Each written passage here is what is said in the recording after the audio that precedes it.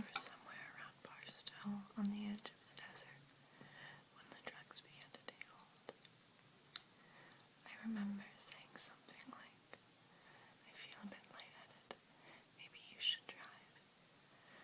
And suddenly there was a terrible roar all around us, and the sky was full of what looked like huge bats, all swooping and screeching and diving around the car, which was going about 100 miles an hour with the top down to Las Vegas. And a voice was screaming, "Holy Jesus, what are these goddamn animals?" Then it was quiet again. My attorney had taken his shirt off and was pouring beer on his chest to facilitate the tanning process. "What the hell are you yelling about?" he muttered, staring up at the sun with his eyes closed and covered with wraparound Spanish sunglasses. "Never mind," I said. "It's your turn to drive." He hit the brakes and aimed the great red shark toward the shoulder of the highway. No point mentioning those bats, I thought. The poor bastard will see them soon enough. It was almost noon and we still had more than 100 miles to go. They would be tough miles. Very soon I knew we would both be completely twisted. But there was no going back. We would have to ride, but there was no going back and no time to rest.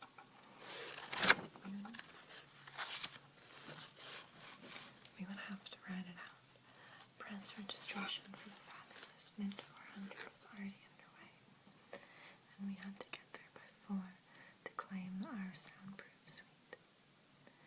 A fashionable sporting magazine in New York had taken care of the reservations, along with this huge red Chevy convertible we just rented off a lot on the Sunset Strip.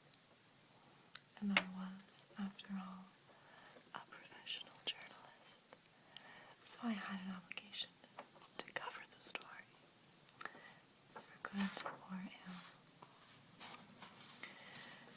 The sporting editors had also given me $300 in cash, most of which was already spent on extremely dangerous drugs. The trunk of the car looked like a mobile police narcotics lab.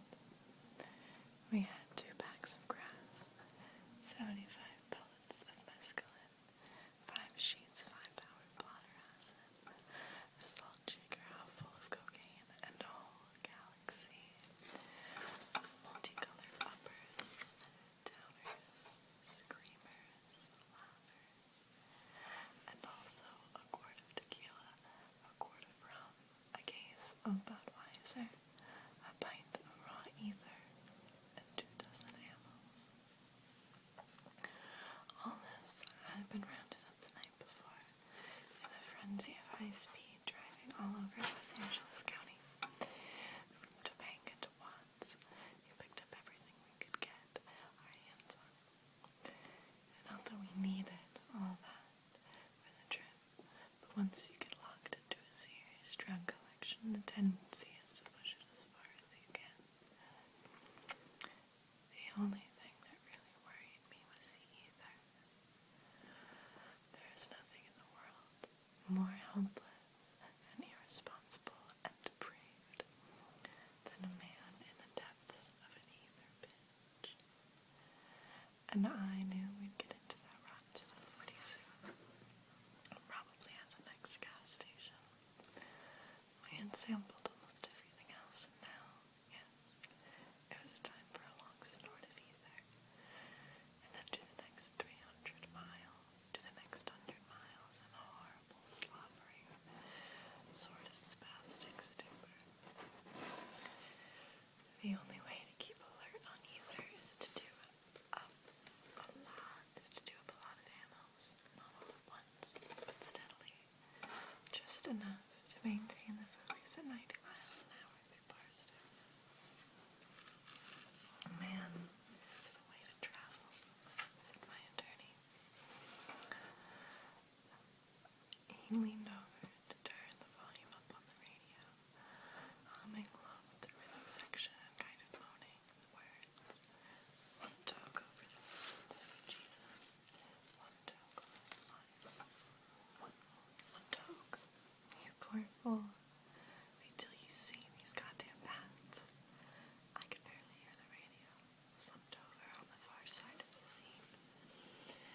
trembling with a deep recorder turned all the way up on Sympathy for the Devil.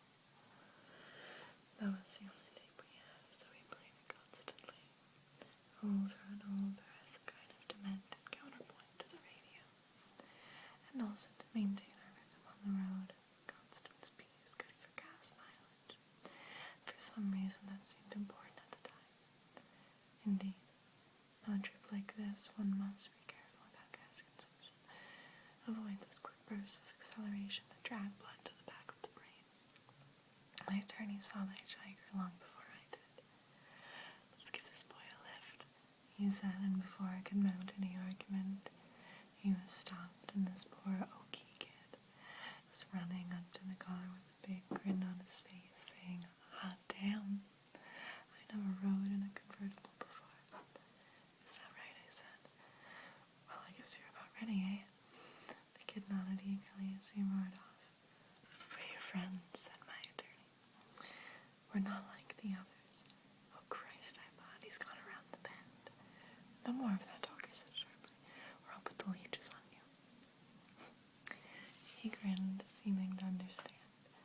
Luckily, the noise in the car was so awful between the wind and the radio and the tape machine that the kid in the back seat couldn't hear a word we were saying.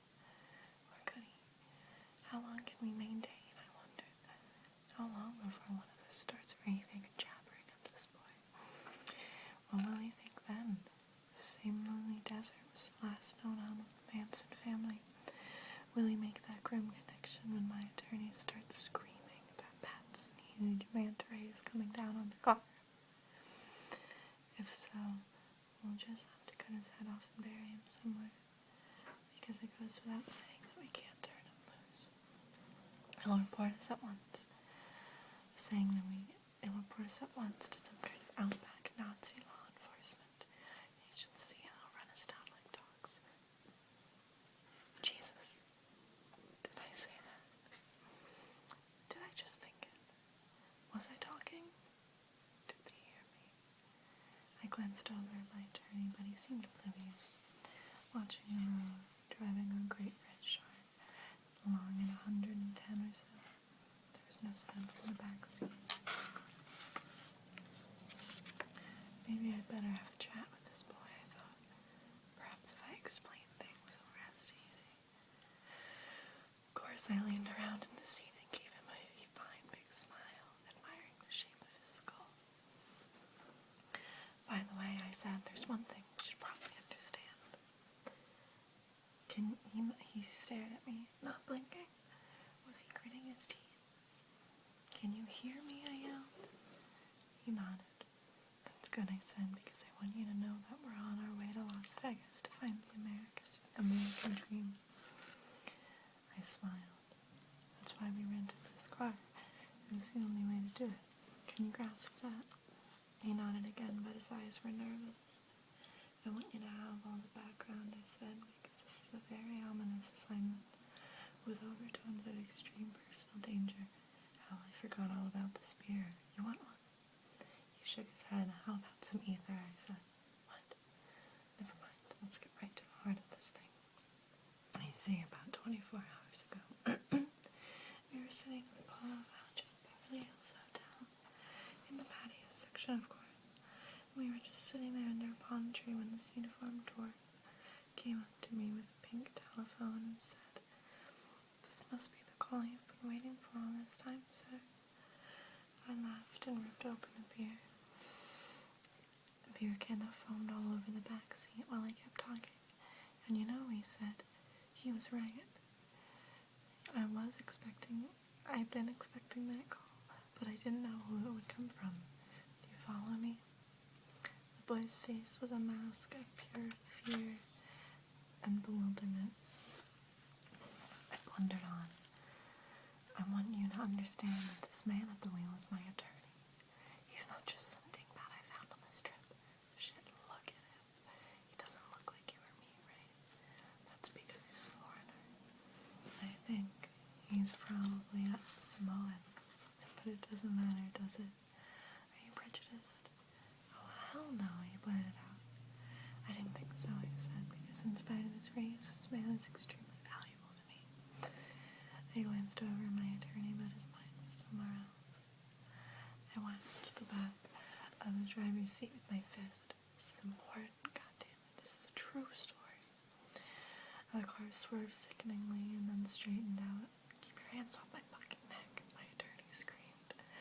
This kid in the back looked like he was ready to jump out of the car and take his chances. The vibrations were getting nasty. But why? I was puzzled and frustrated. Was there no communication in this car?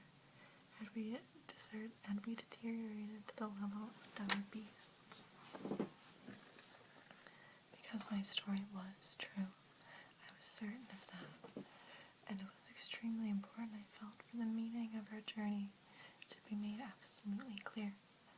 We had actually been sitting there in the Polo Lounge for many hours, drinking Singapore slings with mezcal on the side and beer chasers, and when the call came, I was ready. The dwarf approached our table cautiously, as I recall, and when he handed me the big telephone, I said nothing, merely listened. And then I hung up, turning to face my attorney. That was headquarters, I said. They wanted me to go to Las Vegas at once and make contact with a Portuguese photographer named Richard. He'll have the details. All I have to do is check into my suite, and he'll seek me out. My attorney said nothing for a moment, then he suddenly came alive in his chair. God, hell, he exclaimed, I think I see the pattern. This one sounds like real trouble. He tucked his khaki undershirt into his white rayon bell-bottoms and called for more drink. You're going to need plenty of legal advice before this thing is over, he said. And my first advice is that you should rent a very fast car with no top and get the hell out of LA for at least 48 hours. He shook his head sadly. This blows my weekend, because naturally I'll have to go with you, and we'll have to arm ourselves. Why not? I said, if a thing like this is worth doing at all, it's worth doing right. We'll need some decent equipment and plenty of cash on the line, if only for drugs and a super sensitive tape recorder for the sake of a permanent record. What kind of story is this? He asked. The Mid-400. It's the richest off-the-road race for motorcycles and dune buggies in the history of organized sport. A fantastic spectacle in honor of some fat grossero named Devil Webb, who on his own shore is a hotel in the heart of downtown Las Vegas. At least that's what the press release says. My man in New York just read it to me.